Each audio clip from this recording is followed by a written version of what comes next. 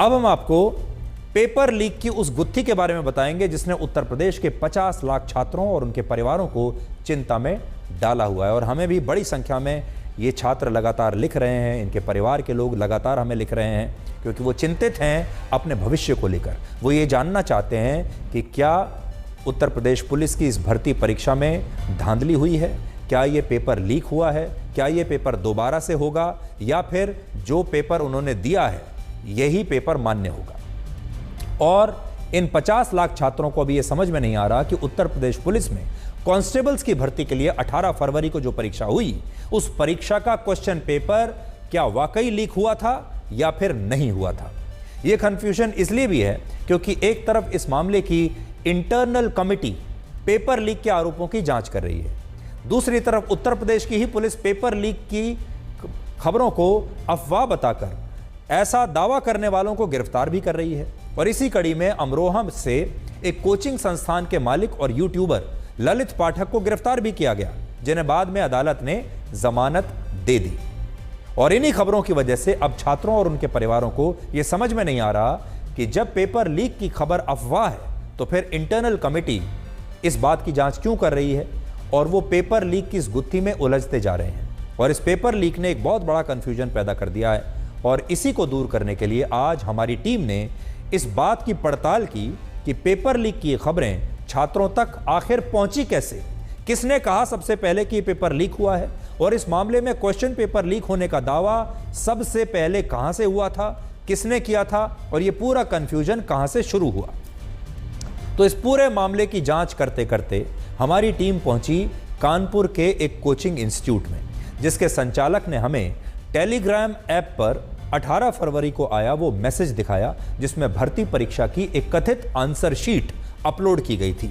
और बड़ी बात यह है कि जब इस प्रश्न पत्र में लिखे जवाबों को असली क्वेश्चन पेपर के एक सेट से मिलाया गया तो ये सारे सवाल और जवाब परीक्षा के असली क्वेश्चन पेपर के सवालों से मैच हो गए।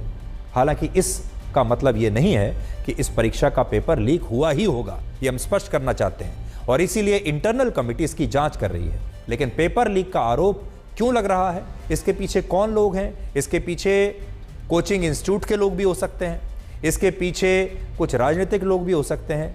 कौन हो सकते हैं वो आप आज हमारी इस रिपोर्ट को देखकर समझ पाएंगे।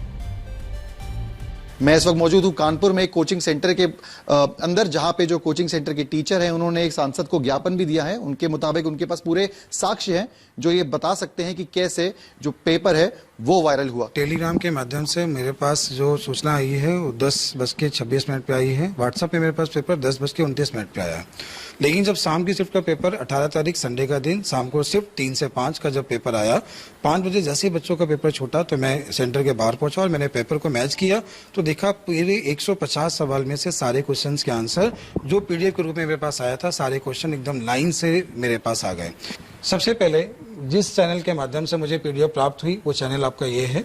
फिर इसके बाद क्या हुआ कि ये जो पेपर है ये व्हाट्सएप के मेरे माध्यम से मेरे पास जब आया तब जो समय था संडे का ही दिन था।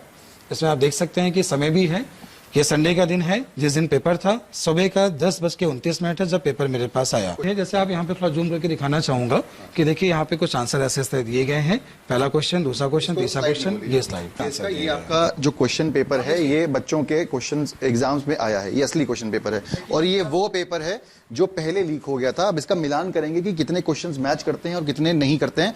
एक बार आप मुझे बताइए कि ये सेट कोई दूसरा था, ये सेट की आंसर शीट थी, दूसरे की थी, सेट दूसरा था। इसका पहला क्वेश्चन दिया गया है, नीचे दिए गए प्रश्न का कथन पढ़ने के बाद इसका अध्ययन करिए। 4 कथन आपको दिए गए हैं और इस पे 41 नंबर पे देखिए 41 नंबर पे इसका आंसर दिया गया है।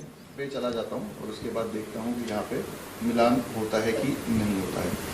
41 है जिसका है केवल दिए गए प्रश्नों के कथन है और केवल 3 मजबूत हैं। इसका ऑप्शन देखिए यहाँ लिखा है केवल 3 मजबूत हैं। सेकंड बी इसका ऑप्शन सही है। क्वेश्चन मैच हो गया। दूसरा एक बार आप मुझे बताएंगे कि दूसरा चलते हैं इसके दूसरे क्वेश्चन की ओर। दिया गया है, ये एक पूरी स्टोरी दी गई है, उसके ये ऑप्शन दिए गए हैं। उस क्वेश्चन यहाँ पे मैं दिखाऊंगा कि मामला बैंक के अध्यक्ष को भेजा जाएगा। ये 43 नंबर है। इसका ऑप्शन सी सही है, मामला बैंक के अध्यक्ष को भेजा जाएगा, जो कि सुबह मेरे पास आ गई थी। 43 है, ये नंबर मैंने लिखे हुए हैं कि इस तरह मैच किया गया है। एक और मैच करेंगे, 44 का भी मैच कर लेते हैं।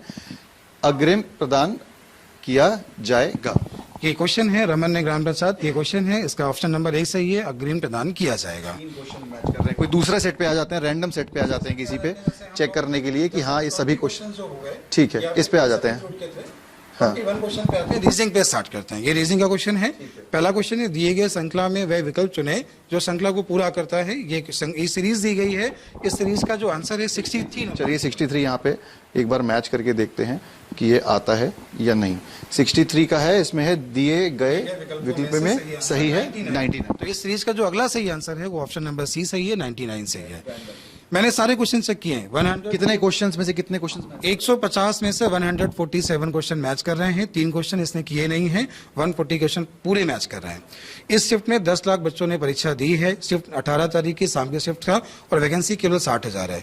अगर ये पेपर मानो 1 लाख बच्चों ने भी देख लिया होगा तो जो पढ़ने वाला बच्चा है, जो इतने वर्षों से तैयारी कर रहा है, उसका सिलेक्शन कैसे होगा?